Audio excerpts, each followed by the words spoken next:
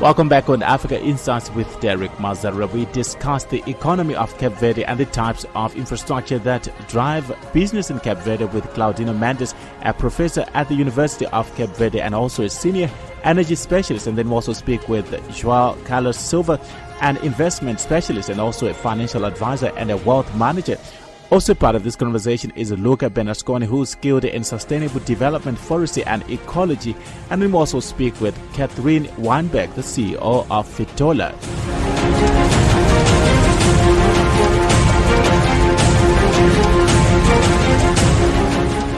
To continue this conversation, in this particular segment, we are going to speak with Catherine Wijnberg from Fitola. Catherine, tell us about Fitola, when you started and how you've grown since then. Yeah, Fitola is a company that I started in 2006, and we're really passionate about training leaders in small business. That's kind of essentially what we do. Our purpose, if you like, is to address the looming triple threat of unemployment, inequality, and the resultant poverty that it creates. And we specifically do this through small business development because we believe that this is a really powerful lever to grow the economy and create inclusive wealth, and out of that to generate jobs. As Fitola, we're best known, first of all, for our impact. So we, as I say, we've been going since 2006, and we have really proven models for growing small businesses. And we're very proud of the fact that the businesses that exit our programs are 9 times more resilient than the average. And that means that instead of only 1 in 10 being in business after 10 years, the businesses we work with, 9 in 10 of them are still in business. And that really creates an impact that goes very deep in society.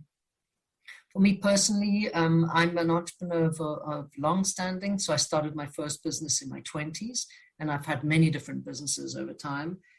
So Fitola, we're founders of the National Supplier Development Awards, and we're also instigators of sector collaboration, because my sense is that we have such a huge problem in unemployment that it's something no individual company can solve alone, and we really need to be more efficient and more effective. Thank you, Kathy. And what role did you play with regards to small businesses when we were hit by COVID-19, and how was your experience as an organization proven?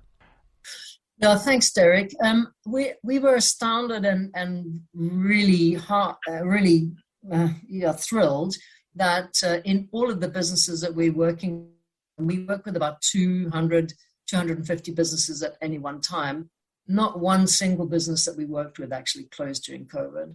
And I think if you look at the numbers, that's horrendous. I mean, some of the numbers I hear of number of small businesses that closed are just beyond belief. So one of the things that we're quite proud of is the fact that through our support, not only for the entrepreneur, but helping people to rethink their position, helping them to repivot, reposition themselves in the market becomes very important. And COVID actually taught us some really good things. It taught us that it is important to be flexible, that it is important to always be looking for different ways to do things. And so there's lots of gifts that came out of COVID for those that have managed to pivot. Of course, those that closed their business, it's a real disaster. There's a second thing. There's a second part to that, actually, Derek, and it's one of the things that really worries me. And it's the concentration of wealth in a few hands. And we already saw this before COVID, that the concentration of wealth into a smaller and smaller fraction of society. And since COVID, it's accelerated. You only just have to look at Amazon, how they totally dominate the retail, online retail sector. But there's many other businesses like Google and also. And so this concentration of wealth is accelerating. And for small businesses, this is quite a concern, because you need an economy to be open for small businesses to play a role. Excellent. And Kathy, the largest youth population in the world is found in Africa. How can we capitalize on that to create new business and employment opportunities?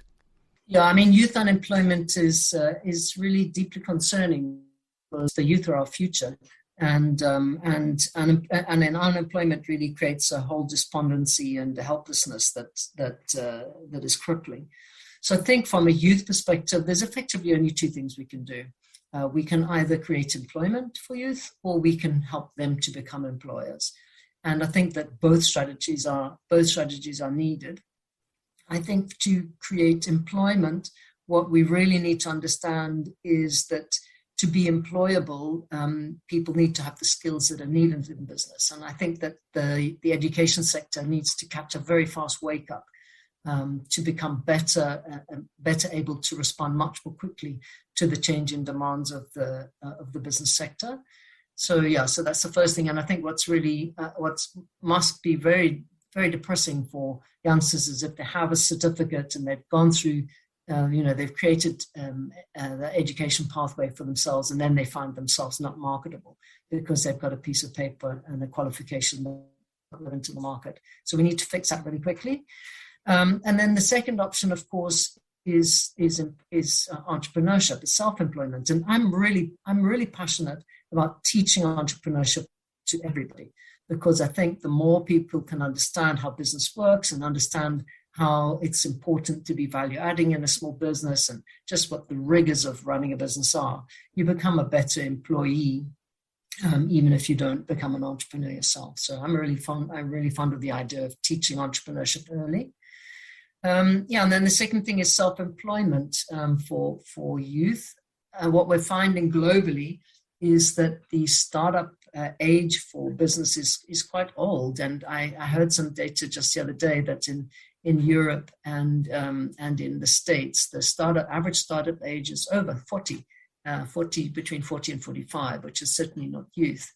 And so one of the challenges is when we're trying to get very young people to start a business is that it's tricky if you haven't got life experience or you haven't got business experience. And so I'm really fond of also encouraging people to take on young people into work experience or internship so that they can have life experience and they understand what it means to be in a business and to be part of the business world, which gives them a much better footing when they want to start their own business. Thank you. Let's go for a short break. Thank you for staying with us. Join us after this.